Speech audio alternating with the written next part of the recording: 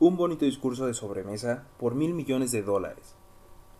Aquella noche del 12 de diciembre de 1900, en la que unos 80 miembros de la sociedad financiera se reunieron en el salón de banquetes del University Club en la Quinta Avenida para hacer los honores a un hombre joven del oeste de Estados Unidos, ni media docena de los individuos supuso que estaba a punto de presenciar el episodio más importante de la historia de la industria estadounidense.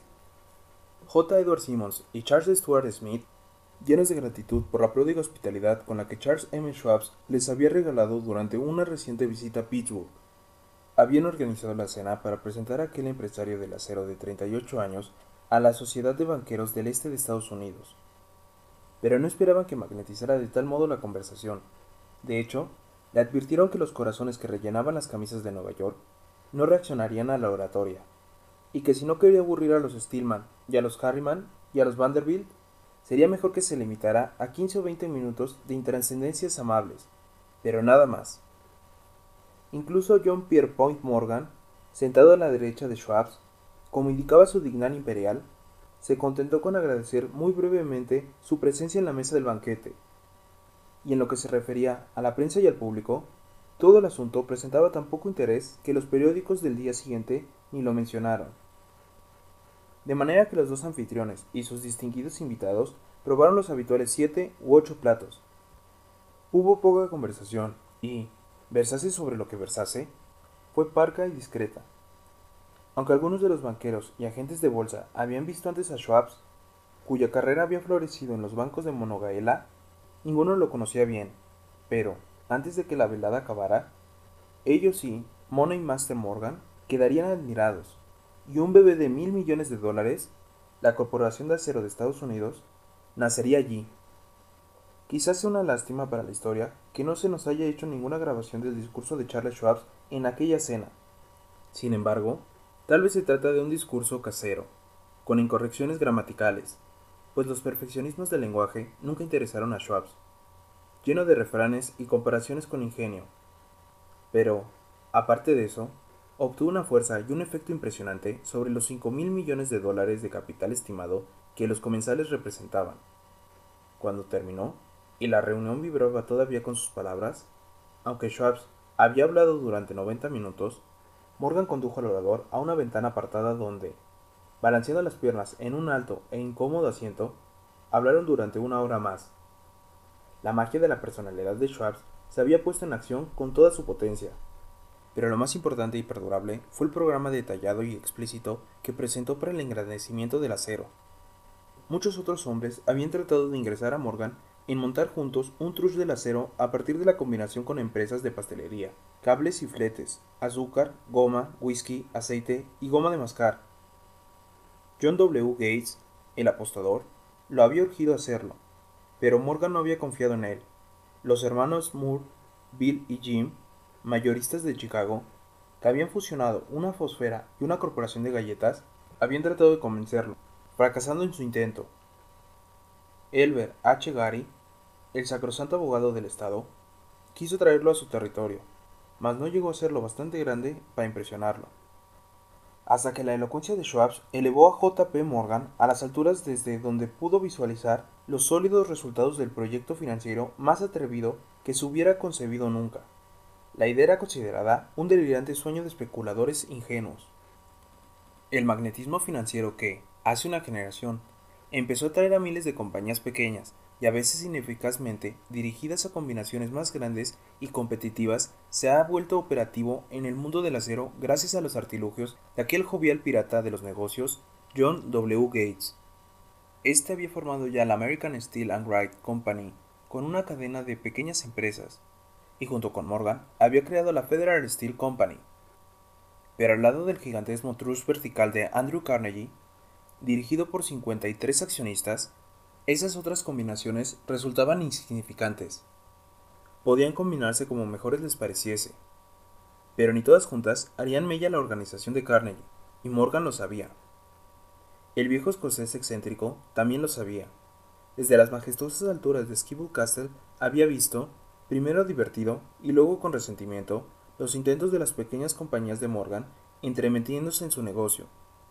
Cuando esos intentos se tornaron demasiado importantes, El mal genio de Carnegie se convirtió en ira y deseos de venganza. Decidió duplicar cada fábrica suya por cada una que su rival poseyera. Hasta entonces no había tenido interés en cables, tubos, fletes ni planchas. En cambio, se contentaba con venderles el acero en bruto a esas compañías y las dejaba que trabajaran en la especialización que quisieran. Ahora, con Schwab como jefe y lugarteniente capaz, planeaba arrinconar a sus enemigos contra la pared. Así fue como Morgan vio la solución a sus problemas con la combinación en el discurso de Charles Schwab. Un trush sin Carnegie, el gigante, no sería ningún trush, sino un pastel de ciruelas sin ciruelas. El discurso de Schwab de aquella noche del 12 de diciembre de 1900 aportó la sugerencia, que no la solicitud, de que el vasto imperio de Carnegie podía llegar a estar debajo de la sombra de Morgan. Habló del futuro mundial del acero, de reorganización en aras de la eficiencia, de especialización, de deshacerse de compañías improductivas, de la concentración del esfuerzo en las propiedades florecientes, de ahorros en el tráfico de mineral bruto, de ahorros en los departamentos directivos y administrativos, de captar mercados extranjeros. Más que todo eso, les dijo a los bucaneros que había entre ellos donde estaban los errores de su piratería habitual. Sus propósitos, suponía él, habían sido crear monopolios, aumentar los precios y pagarse a sí mismos dividendos exagerados más allá de todo privilegio. Con su estilo campechano, Schwab condenó ese sistema.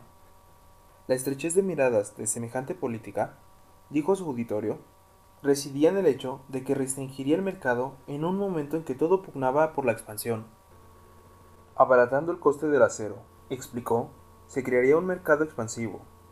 Se idearía más usos para el acero y se captaría una parte considerable del mundo de la industria. En realidad, aunque él no lo supiese, Schwab era un apóstol de la moderna fabricación en serie. Así acabó la cena en el University Club. Morgan se fue a su casa para pensar en las predicciones de progreso de Schwab. Schwab regresó a Pittsburgh a dirigir el negocio siderúrgico para W. Andrew Carnegie, mientras Gary y todos los demás volvían a sus teletipos para especular, anticipándose al próximo movimiento. No tardó mucho en suceder. A Morgan le llevó más o menos una semana digerir el festín de razonamientos que Schwab le había puesto delante. Cuando se aseguró de que no iba a sufrir ninguna indigestión financiera, llamó a Schwab y se encontró con un hombre bastante reticente. Al señor Carnegie, le dijo Schwab, quizás no le alegrará mucho descubrir que el presidente de su conglomerado de su empresa había estado coqueteando con el emperador de Wall Street, el barrio que Carnegie había resuelto no pisar jamás.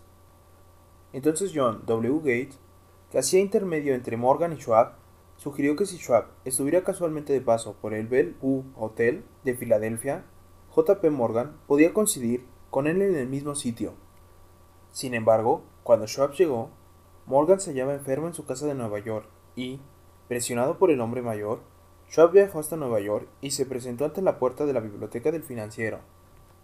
En la actualidad, ciertos historiadores de la economía han expresado la sospecha de que esta historia, desde el principio hasta el fin, fue planificada por Andrew Carnegie, que la cena en honor de Schwab, el célebre discurso, la reunión de domingo por la noche entre Schwab y el rey del dinero fueron sucesos que el sagaz escocés había preparado de antemano.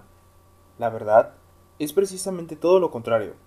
Cuando Schwab fue llamado a cerrar el trato, ni siquiera sabía si el jefecito, como llamaba a Andrew, prestaría atención a una oferta de vender, en particular a un grupo de hombres a quienes Andrew consideraba dotados de algo menos que la beatitud. Pero Schwab acudió a la reunión con 6 hojas escritas de su puño y letra, llenas de datos que, según él, representaban el valor físico y potencial de rendimiento de cada compañía metalúrgica que él consideraba una estrella esencial en el nuevo firmamento del metal. 4 hombres sopesaron esos esquemas durante toda la noche. El jefe, por supuesto, era Morgan, firme en su credo del derecho divino del dinero. Con él estaba su socio aristocrático, Robert Bacon, un erudito y caballero. El tercero era John W. Gates, a quien Morgan tachaba de apostador y utilizaba como herramienta. El cuarto era Schwab, que sabía más sobre el proceso de elaborar y vender acero que cualquier grupo de hombres de su época. A lo largo de aquella reunión, los esquemas del hombre de Pittsburgh no se cuestionaron nunca. Si él decía que una compañía valía tanto, así era, y punto. También insistió en incluir en la combinación solo a las empresas que él tenía nominadas. Había concebido una corporación sin dobleces, donde ni siquiera quedaba un lugar para satisfacer la codicia de un amigo que deseaba descargar su compañía sobre los anchos hombros de Morgan. Al amanecer, Morgan se puso en pie y se desperezó. Solo quedaba un asunto pendiente. ¿Cree que pueda persuadir a Andrew Carnegie de vender?, preguntó. Puedo intentarlo, repuso Schwab. Si usted consigue que venda, me comprometeré en todo este asunto, aseguró Morgan. Hasta allí todo iba bien, pero ¿vendería Carnegie? ¿Cuánto pediría? Schwab pensaba en unos 320 millones de dólares. ¿Cómo se efectuaría el pago? ¿En acciones ordinarias o preferentes? ¿En bonos? ¿En efectivo? Nadie podía reunir 320 millones de dólares en efectivo. En enero acudieron a un partido de golf en los helados prados de St. Andrews, en Worcestershire. Andrew envuelto en jersey, bien abrigado, y Charlie conversando de trivialidades para ejercitar el buen humor.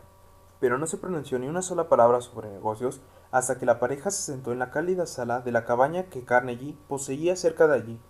Entonces, con el mismo poder de convicción con que había hipnotizado a 80 millonarios en el University Club, Schwab dejó caer rutilantes promesas de retiro y comodidad, y los innumerables millones que satisfarían los caprichos sociales del viejo escocés. Carnegie estuvo de acuerdo. Escribió algo en un trozo de papel y dijo: Muy bien, venderemos por este precio. La cifra era de unos 400 millones de dólares y surgió a partir de los 320 millones que Schwab había previsto como precio básico, añadiendo 80 millones para recuperar el valor aumentado sobre el capital previo durante los últimos 2 años. Más tarde, en la cubierta de un transatlántico, el escocés le decía arrepentido a Morgan: Ojalá te hubiera pedido 100 millones más. Si me los hubieras pedido, te los habría dado, le respondió Morgan amablemente. Hubo un cierto alboroto, por supuesto. Un corresponsal británico envió un cable diciendo que el mundo del acero extranjero estaba aterrado ante la gigantesca corporación. El presidente Halley, de Yale, declaró que, a menos que se regulasen los trusts, el país tendría un emperador en Washington durante los próximos 25 años. Pero ese hábil agente de bolsa que era Kenneth se aplicó a su trabajo de impulsar tan vigorosamente las nuevas acciones hacia el público que todo el exceso de liquidez, estimado por algunos en cerca de 600 millones de dólares, fue absorbido en un abrir y cerrar de ojos, de manera que Carnegie obtuvo sus millones. El sindicato de Morgan consiguió 62 millones por todos sus problemas, y todos los muchachos, desde Gates hasta Gary, también ganaron sus millones. Schwab, de 38 años, obtuvo su recompensa. Fue nombrado el presidente de la nueva corporación y ocupó el cargo hasta 1930,